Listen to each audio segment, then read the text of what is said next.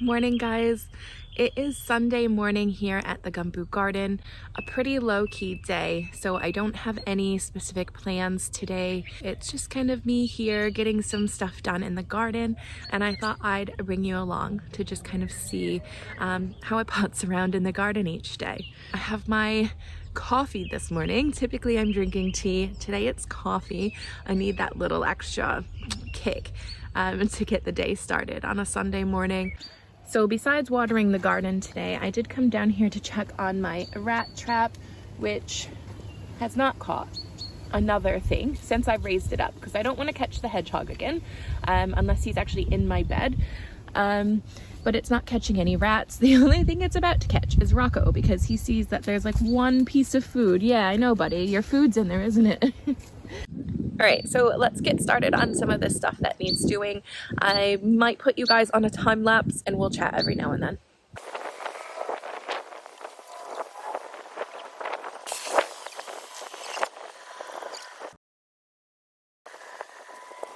I don't need to water too much today, actually.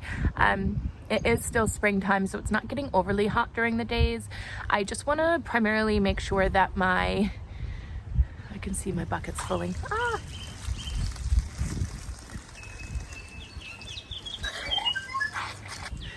Okay, so I don't need to water too much today. It is still spring here in New Zealand, so it's not overly hot during the day. So the plants aren't drying out too much. It's just that the young ones, the young plants, their roots haven't fully established yet. So they'd be quite up at the top of the soil. And I need to make sure that the top inch or so of the soil stays moist enough for those seedlings to grow. I'll apologize now for my lack of proper vocabulary during this video. I clearly was still half asleep. Nice day outside, isn't it? It's a nice day. What do you have planned for today, Rocco? I'm always amazed at the homesteaders that accomplish so much in a day and never understood why it takes me so long to get things done. But I'm beginning to see. I chat with the dog, do little dances, and really take the time to enjoy the beauty of my garden. And this is certainly something I'm willing to sacrifice that extra time for, and I think is so important. Giving yourself the time to decompress, relax, and let all the anxiety and stressors from each day just wash away. I just finished watering, and I wanted to show you guys a couple dahlias that I have growing back. So dahlias are tubers in the ground. So once you plant them, if you live in a colder region, you would need to, where it frosts, you would need to bring in those tubers each winter. I am lucky enough to live in an area where I can just leave them in the ground all year round. So they had all of their blooms around, well, I bought most of them in late summer, and they were blooming like crazy in autumn, and then they died back, and now I have a few of them that are growing back. So I'll show you the little ones that I have. So this one here is just starting to come back. I can see that something has been eating it a little bit, but there's nothing on there right now. That's the first dahlia. I have another one here, but nothing's happening here. But this one, oh boy, look at this one. This one is coming back in full force. I'm so excited. I bought about 5 dahlias last year, and I already bought about 5 more this year. They're absolutely gorgeous. They were like $2 at the garden store last year. This year, the batch that I got, they were $1 each. However, I was told by the worker at the garden store that they are annuals, so because they were grown from seed, they won't grow back next year. I don't know if that's true. He said I might get lucky and they might grow back. I'm hoping that so what happens is you can grow them from seed, but they need to eventually form their, what is it called? Taproot in order to come back the next year, and apparently it's very difficult to get them to come back from seed, but I don't know. I bought they were small plants I bought last year, and they're the ones that are coming back. I actually bought like a well-established one last year, and it hasn't started to grow. I'll actually show you that, and you can actually see one of the tubers growing. So that's this one here. Don't mind the golf ball that's in there with it. But this was the large dahlia that I bought. It definitely needs more soil in here. But this is one of the dahlia's tubers right here. So that is actually their root system. There should be little parts on that which it will regrow from. I can't see any here outside of the ground, but this was one that I bought that was well established. It was a bigger plant. It cost me like $15 or something like that. And there's no regrowth on it yet. I am hoping it comes back because these were like the big dahlias. But I am really happy that the other ones that I have, the smaller plants, have started to grow back.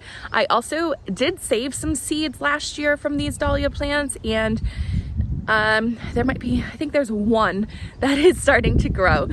But that's one more than I thought I was going to be able to grow. It was really just kind of a experiment to see if I could get them to grow.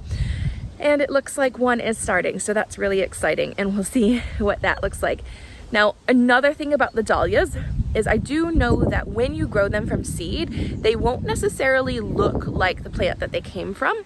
So when I was saving seeds last year from all my different plants, I just tossed them all in a bag together. So who knows which one's growing? Could be any of them. It could be one that looks like none of them. So that's really exciting for me. So that's another thing I'll keep you posted on, if that actually grows to be a bit bigger and turns into something. Now I'm just going to toss some more soil in here just to cover up that taproot there. It definitely needs more. We had this tire lying around. I think it was originally for the kids, but it wasn't being used. So I took it and just spray painted it, and I think it turned out quite nice. I know it's like a weird bright orange, but I think it brings color to the garden, and I really love it. And it matches my garden shed too. I know the garden shed is like green, but it has like oranges and purples and pinks in it.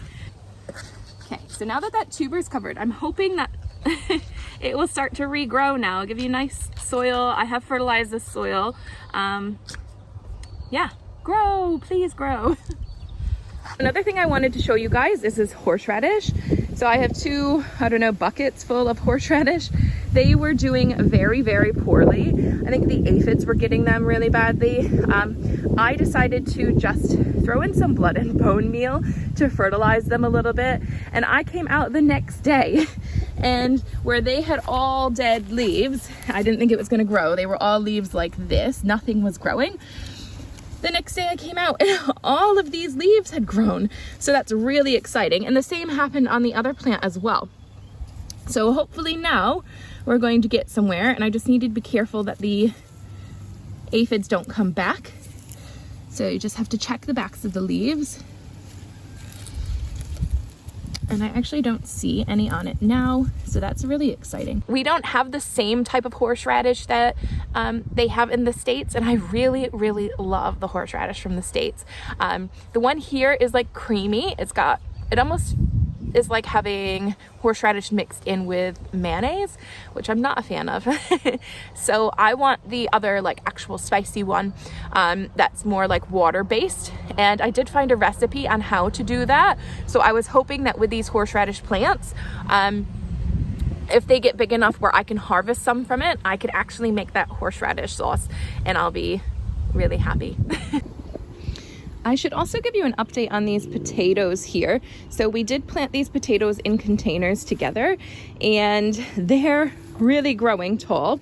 The boxes, the boxes I chose were probably a bit too big, and they've become quite flimsy. If I were to do this again, I'd probably choose smaller boxes and just more of them. I'm going to mound up these potatoes. So once they get about 6 inches above the ground, which they're a bit more than that right now, you just need to mound them up so then they can continue to grow potatoes off their stems here.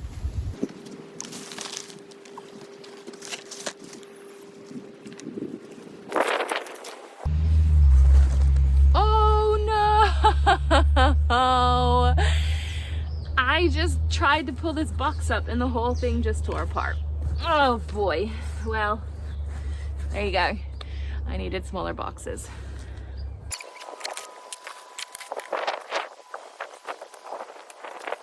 And I'm just mounding them up around where the ones that have grown are. I'm not worrying about the other ones that haven't grown yet.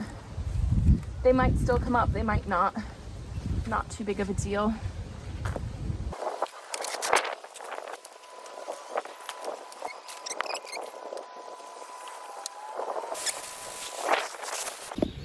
Are you done? Are you tired out in the garden already? You've done all the work that you're gonna do for today, is that it? Oh boy, you didn't do very much, Rocco. No, not much was done. I am going to finish up for today as well. I know not too much was accomplished today, but it is a lazy Sunday. However, I will link some of my more productive videos for you to check out. One of them being my potato planting video. It just makes planting potatoes completely hassle-free and easy. Thanks for watching, guys, and I'll catch you in the next one. Bye.